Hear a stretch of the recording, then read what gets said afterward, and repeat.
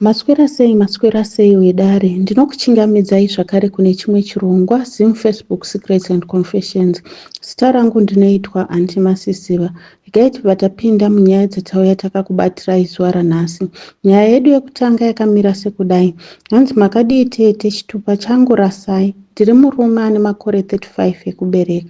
Nyaya yangu yakamira sekudai. Ndichikura vabereki vangu vose vaenda kubasa. Hapana chandaikumbira ndikasaitirwa nevabereki vangu. Ndini ndoga mwana mumba medu. Pamba pedu pakazouya umwe maid wandaisara naye kana vabereki vangu vaenda kubasa kana kumabusiness trips. Maid uyu ndichamuti Aunty Pam. Ainge akanaka, aine chimiro chakanaka, aigara achinyemwerera uye aindibata zvakanaka. Aisandituka kana kundirova sezvaiita vamwe vasikana vaimbouya kuzoshanda kumba kwedu. Handizivi kuti Aunty Pam vainge vaine makore mangani, asi maybe kuma late 20s. Inini panguva yacho iyoyo ndainge ndine 10 years. After school ndaidzoka, Aunty Pam wandipa chikafu, kana tapedza togara zvedu tichiona TV. Ndaivafarira Aunty Pam, until vazotanga kundiitisa zvinhu zvandainge ndisingade. One day ndakavakumbira foni yavo kuti nditambe magames. Vakandipa, ndakangoerekana ndaenda kugalari kwavo.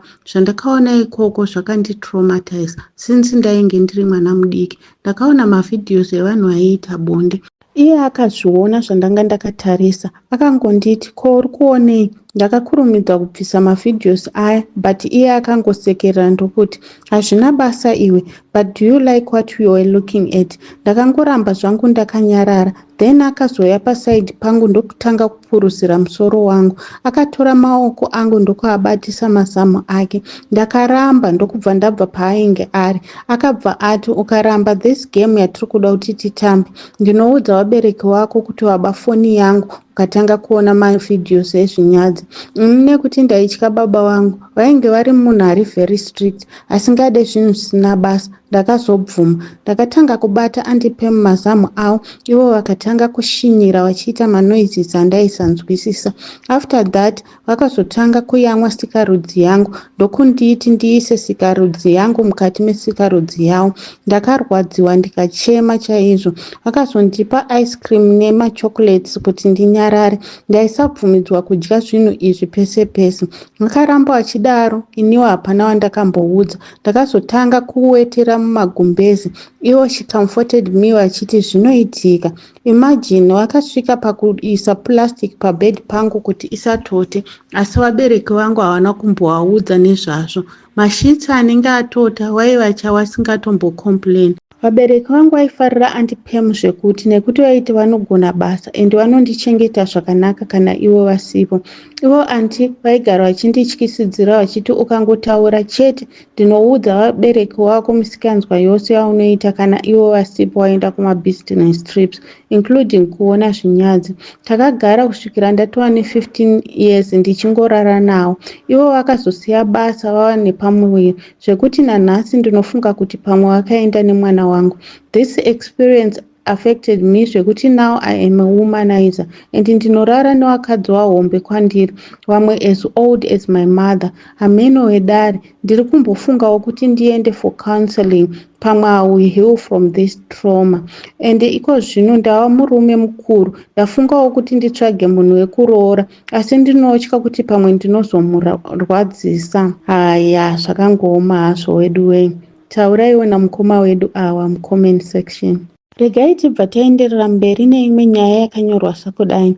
Hanzi tete makadii, ndinewo nyaya yangu yandinetsa. Ndakarombeswawo ndisingazivi. Pane zvinhu zviri kuitika zviri strange kwandiri ende handichazivi kuti ndoenda kupi kana kuti ndoita sei. Last month pane munhu akanoka pamba pangu pandinolodya kumufakos.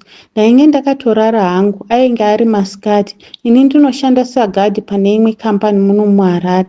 Pandakasvika padoo ndikavhura, ndainge ndatombotora kanguva because ndainge ndakarara. Painge pasina munhu, asi painge pane kabhokisi kainge kakagadzikwa pasi. Pekutanga ndakatoti ndianiko anouya achindipa zvinhu obva atiza. Painge pasina chakanyorwa pamusoro pebhokisi iri. Iniwo out of curiosity pamwe nekutopusa chaiko, ndakatora bhokisi riya ndokupinda naro mumba. Pandakavhura bhokisi riya, ndakaona muine mari. Ndakaiverenga ikasvika kuma 2000 USD. Ndakavhunduka, asi ndakatozongofunga kuti pamwe it's a prank bhengi, muridzi wayo achauya achitora mari yake. But pazotanga kungoitika zvimwe zvinhu zvinotyisa. Dhoo repa1 room pangu ndikarara ndakarikiya nemukati, ndinowana rakavhurika pandinomuka makuseni. TV kana stovhu ndinogona kungowana zvakamuvhwa, kana kuti setup yemumba mangu ndichidzoka kubva kubasa ndinoona yachinjwa. Ndinonzwa izwi remunhu anenge achiita kuzevesera, asi ndikatsvaga munhu wacho handimuoni. Zviri kutoita wese. Umwe musi ndichitobva kubasa makuseni, ndakaona mumba muine tsamba yainge yaiswa nepasi pedhoo. Yainge yakanyorwa kunzi wakatorombeswa. Ndakatora mari iya, bhokisi netsamba usiku ndokubuda nazvo panze. Ndakazvipisa zvose, asi pandakadzokera mumba ndakawana zviripo. Ndamboedza kufamba kumaprofita, kun'anga, asi hapana ari kuzvigona. Tete nemi newedare, kana paine anozivawo kuti ndingawana sei rubatsiro uye kupi, ndiudzeiwo. Asi ndiri kutsvaga vanhu vanobatsira mahara nekuti mari chaiyo handichina. Yose yakapera ndichingofamba. Zvakangooma hazvo wedu wee, batsiraiwo mukoma wedu awo mucomment section. Vadiwa vateereri, ndinokutendai nekuteerera. Until tichizosangana again, stay blessed. Kune avo muri yeZimbabwe vanenge vachida kugamuchira Ishe Jesu Kristu as their Lord and personal Savior, you can repeat after me this sinner's prayer. Salvation prayer. Father Lord, I come into your presence as a sinner. I confess all of my sins. Please forgive me. I did not know any better. I promise not to go back to my old ways. I believe that Jesus Christ came and died for me on the cross of Calvary so that my sins can be wiped away. I accept Jesus Christ as my Lord and personal Savior. Be the Lord over my life. I promise to save you forever and ever. In the name of Jesus, amen.